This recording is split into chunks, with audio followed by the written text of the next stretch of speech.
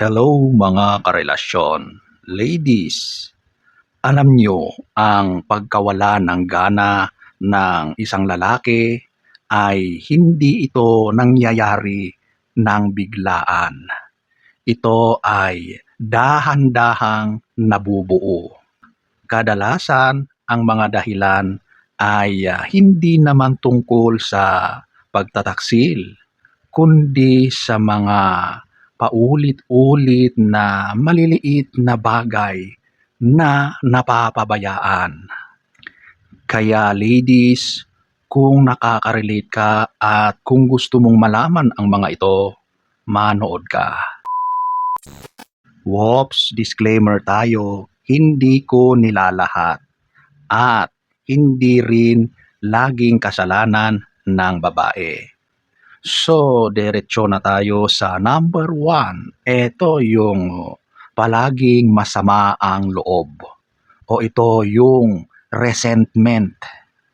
Hindi niya nakakalimutan ang mga nakaraang mga away, pagkakamali na naipon ng naipon. At ikaw rin ay hindi nakakalimot sa kanya. So, imbes na magpatawad, nag-iipon kayo ng sama ng loob at ginagamit yan sa tuwing meron kayong hindi pagkakaintindihan.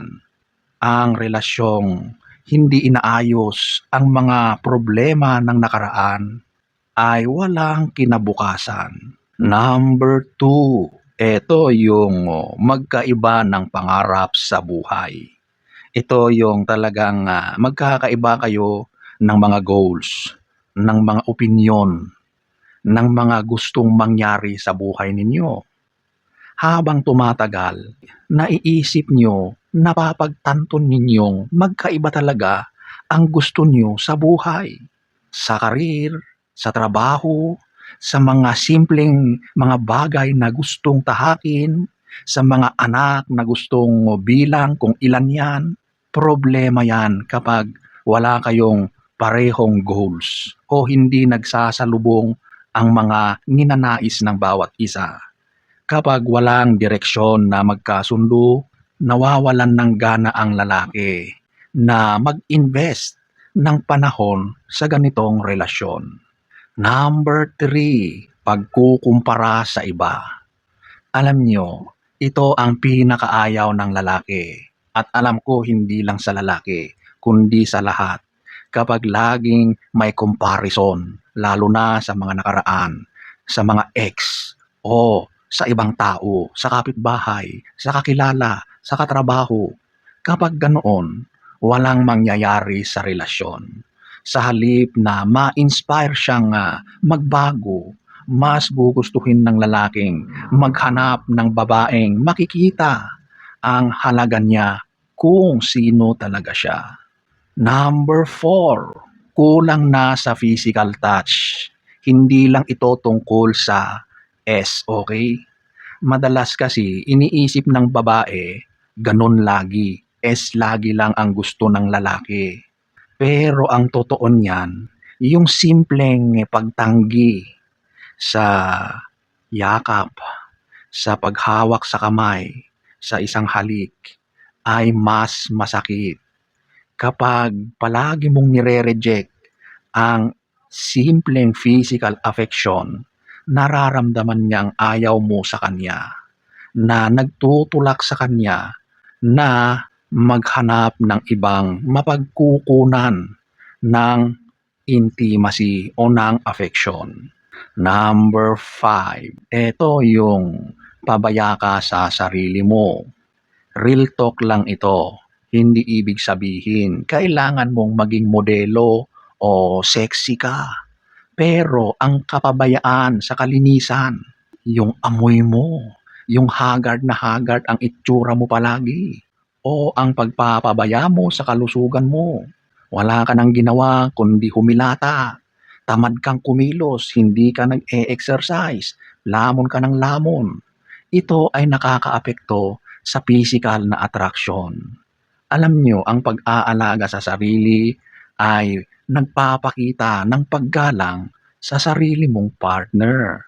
So mahalaga talaga na conscious ka sa itsura mo, physical at siyempre yung health mo. Number 6, eto yung controlling o pagiging sobrang kontrolado mo ang partner mo. Ito yung dinidiktahan mo lahat ng kanyang ginagawa. Kung sino ang maging kaibigan, kung paano siya manamit, kung paano niya gastusin ang pera niya. Nakakawala ito ng pagkalalaki at kalayaan. Ayaw ng lalaki na para siyang bata kung ituring na laging binabantayan ang bawat kilos. Number 7, kawalan ng peace of mind. Ito lagi ang paulit-ulit kong sinasabi. Hindi lang away ang nakakapagod, pati ang palaging drama at negativity, pagiging pessimistic lagi.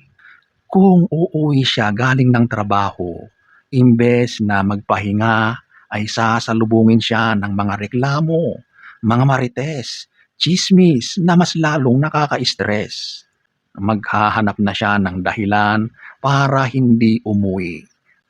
Alam nyo, ang bahay dapat ay kaniyang sanktuaryo. Dito siya nakakapag-relax.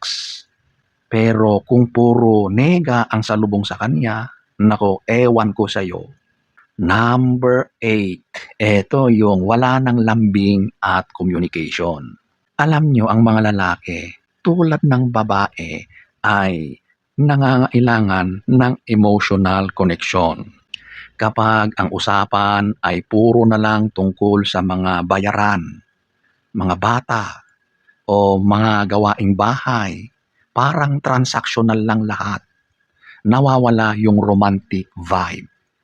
Kapag nawala ang malambing na tawagan ninyo, yung mga simpleng kumustahan, yung mga malalalim na usapan, pakiramdam niya ay hindi mo na siya mahal.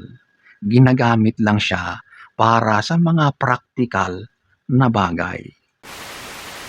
So, ayan po mga karelasyon. Ladies, ang mga dahilang ito ay hindi ibig sabihin na kasalanan mo ang lahat. Ang relasyon ay dalawang tao.